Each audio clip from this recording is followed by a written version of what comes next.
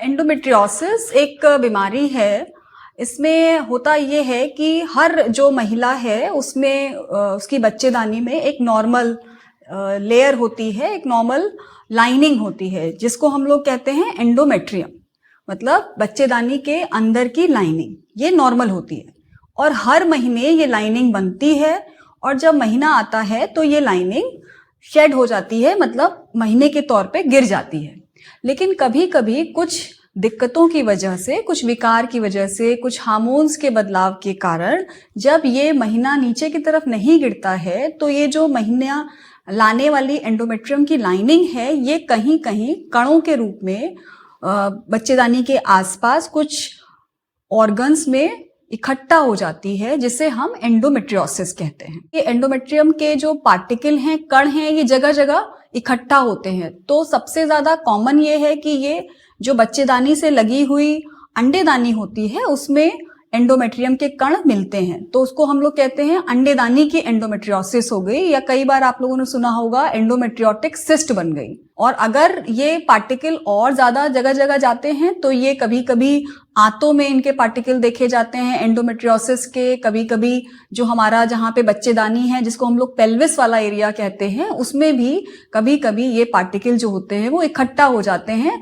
और इन्फिल्ट्रेट, मतलब उसके अंदर घुस जाते हैं। तो ये निर्भर करेगा कि आपका ये जो एंडोमेट्रियोसिस के जो कण हैं ये शरीर के किस अंग में डिपॉजिट हुए हैं, उसके हिसाब से हम बोलते हैं कि ये किधर की एंडोमेट्रियोसिस है। एंडोमेट्रियोसिस कई तरह से प्रेजेंट करता है, मतलब हर मरीज में एक अलग तरह से सिम्टम के साथ प्रेजेंट कर सकता है। जो इसका नॉर्मल सिम्टम है, नॉर्मल जो इसका लक्षण है, उसमें महीने के समय दर्द होना बहुत प्रमुख सिम्टम है, जिससे हम लोगों को एक संकेत मिलता है कि इस मरीज को एंडोमेट्रियोसिस हो सकती है। तो पहला हो गया कि महीने के दौरान बहुत दर्द होना। इसके अलावा अगर एंडोमेट्रियोसिस बहुत सीवियर होती जाती है तो कई बार होता है कि मरीज को लगातार हर समय पेट में दर्द रहता है, ये दूसरा लक्षण है। इसके अलावा कुछ महीने के चेंजेस हो सकते हैं, जैसे महीना समय पे नहीं आता है, महीना कभी कभी ज्यादा भी आता है, कभी महीना कम भी हो जाता है एंडोमेट्रियोसिस से। इसके अलावा हस्बैंड के साथ रहने में दर्द होता है और पेट में दर्द इसके प्रमुख लक्षण हैं। एंडोमेट्रियोसिस का एकदम एग्जैक्ट कारण अभी तक हम लोग को नहीं पता है, लेकिन जो इसके बारे में थ्योरीज हैं वो ये कहती हैं कि हार्मोनल बदलाव, हार्मोन में चेंजेस होने के कारण ये होती है एंडोमेट्रियोसिस। और जैसे मैंने कहा कि जो महीना आने वाला नीचे का रास्ता है, अगर उससे महीना नीचे से नहीं आया और ये पीछे की तरफ चला गया तो ये अंडेदानी की तरफ इकट्ठा हो जाता है, इसे हम लोग एंडोमेट्रियोसिस कहते हैं। एंडोमेट्रियोसिस में हार्मोनल, बेसिकली इसको ये समझिए कि ये एक तरह से हार्मोन से रिलेटेड बीमारी है। इसमें क्या होता है कि जो हमारी बच्चेदानी है उसके हर महीने, उसमें महीने आने की जो प्रोसेस होती है वो एक हार्मोन्स के तहत होती है। जो हार्मोन्स होते हैं उनका नाम ईस्ट्रोजन और प्रोजेस्टेरॉन है। जब सब कुछ ठीक चलता है तो ईस्ट्रोजन और प्रोजेस्टेरॉन के प्रभाव में नॉर्मल तरीके से महीना आता है और एंडोमेट्रियम की लेयर जो होती है वो गिर जाती है। लेकिन जब इस हार्मोन्स कहीं ईस्ट्रोजन या प्रोजेस्टेरॉन में कुछ प्रॉब्लम होती है तो ये जो महीना नीचे से निकलना चाहिए वो नहीं निकल पाता है ठीक से, और ये उल्टी डायरेक्शन में कहीं कहीं इसके कण जो होते हैं वो डिपॉजिट हो जाते हैं और एंडोमेट्रियोसिस का रूप ले लेते हैं। अब अगर ये एंडोमेट्रियोसिस के जो कण हैं ये अंडेदानी में इकट्ठा हुए तो इसको हम लोग कहते हैं कि ये ओवरी की एंडोमेट्रियोसिस हो गई। अगर ये कण बावल में, जिसको आंत बोलते हैं हिंदी में, अगर बावल पे जाके चिपक गए तो ये एंडोमेट्रियोसिस बावल की हो गई। अगर ये पेल्विस वाले एरिया में है तो ये पेल्विक एंडोमेट्रियोसिस कही जाती है।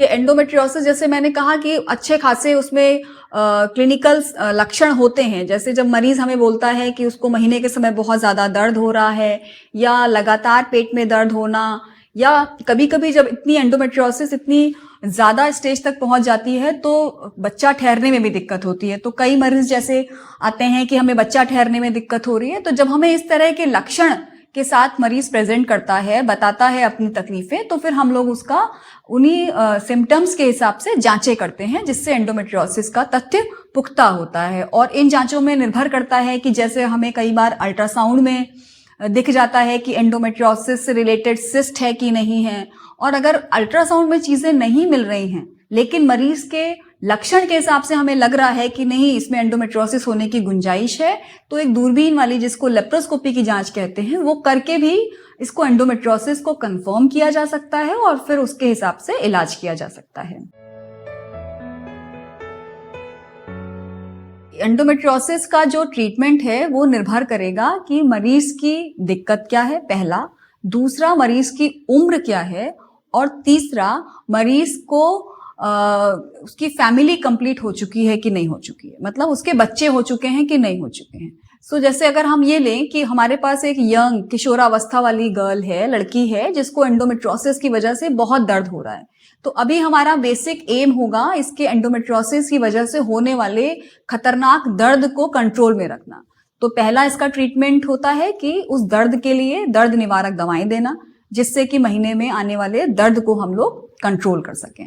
तो जो इलाज होता है वो दवाओं से हो सकता है, या अगर दवा से नहीं कंट्रोल हो रहा है तो क्या ऑपरेशन करने की जरूरत है, अगर ऑपरेशन करने की जरूरत है तो क्या ऑपरेशन करें।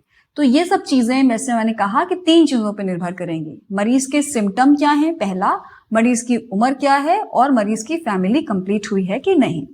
तो अगर दर्द वाली जो दवाएं हैं, निवारक दवाएं, अगर उनसे दर्द कम हो जाता है तो पहला वो ट्रीटमेंट है। दूसरा हमारा इसमें ये भी एम होता है क्योंकि ये हार्मोन के बदलाव की वजह से हो रहा है, और अगर लड़की किशोरावस्था वाली उसमें उम्र में है और उसको बच्चा नहीं चाहिए, तो इसमें कुछ ऐसी दवाएं होती हैं हार्मोन से रिलेटेड जिससे हम लोग महीने को दबा सकते हैं। क्योंकि अगर महीना दब जाएगा, महीना नहीं आएगा, तो ये जो उल्टी डायरेक्शन में एंडोमेट्रियोसिस के कण जगह जगह जमा हो जाते हैं और दर्द करते हैं, उससे आराम मिल जाता है। तो आप उसमें दर्द को कंट्रोल करने वाली दवाएं दे सकते हैं। हार्मोन से रिलेटेड कुछ दवाएं हैं जैसे जिनको हम लोग ओरल कंट्रासेप्टिव पिल्स कहते हैं, उनमें भी बड़ा अच्छा असर आता है, क्योंकि उसकी वजह से महीना एक तो हर महीने पे वो हो जाता है, रेगुलर हो जाता है, और दूसरा दर्द में बहुत आराम मिलता है। मानिए कि अगर कोई ऐसी फीमेल है जिसको एंडोमेट्रियोसिस की वजह से बहुत ज्यादा बेइंतहा दर्द हो रहा है और उसकी फैमिली कंप्लीट हो चुकी है, उसके बच्चे हो चुके हैं, मरीज 40 से 42 साल की उम्र की है और उसको दवाओं से नहीं कंट्रोल हो रहा है, तो फिर ऐसे मरीजों में हम लोग ऑपरेशन का उनको जरिया बताते हैं। और उस ऑपरेशन में क्या निकलना है, ये उसने एंडोमेट्रियोसिस किस हद तक है, उसने कितनी जकड़न और चिपकन बनाई है अंदर, उसके हिसाब से निर्धारित किया जाता है कि ऑपरेशन में क्या करना है। इस एंडोमेट्रियोसिस की बीमारी के बचाव के आपके पास बहुत सारे साधन हैं, और जिनको अगर सही तरीके से अपनाया जाए तो इस बीमारी से काफी हद तक निजात पाया जा सकता है। जैसे मैंने सबसे पहले कहा था कि जो हम लोगों का जो लाइफस्टाइल, हम लोगों का जो जीवन जीने का तरीका है, उसमें उस व्यवहार में बदलाव की सबसे ज्यादा जरूरत है। क्योंकि अगर ये एंडोमेट्रियोसिस जो बीमारी है, अगर ये एक बार शुरू हो जाती है तो इसका जो ये खराब सा चक्र है, मतलब इसको फिर तोड़ना मुश्किल हो जाता है। इसका मतलब ये है कि अगर हमारी जो यंग एज की गर्ल्स हैं, जो हमारी कम उम्र की लड़कियां हैं, वो अगर पहले से ही अपने वजन को कंट्रोल में रखें, और उस वजन को कंट्रोल में रखने का ये मतलब है कि वो नियमित दिनचर्या, अच्छी दिनचर्या का पालन करें, ठीक एक्सरसाइज करें, समय पे सोना करें, और अपने खाने पीने में सिर्फ और जंक फूड को बिल्कुल अवॉइड करें। बाहर का खाना पीना कम से कम खाएं। कोल्ड ड्रिंक, चॉकलेट, कॉफी, ये सब कुछ ऐसी चीजें हैं जो इस बीमारी को बहुत एग्रेवेट करती हैं। अगर इनको आप अपने खान पान उसमें से निकालेंगे तो आपको बहुत हद तक इस चीज से आराम मिलेगा।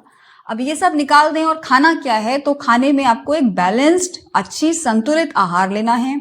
आपके खाने में ज्यादा से ज्यादा पानी होना चाहिए, और आपको हरी सब्जियां और फ्रूट्स, फल ज्यादा से ज्यादा अपने डाइट में शामिल करना है।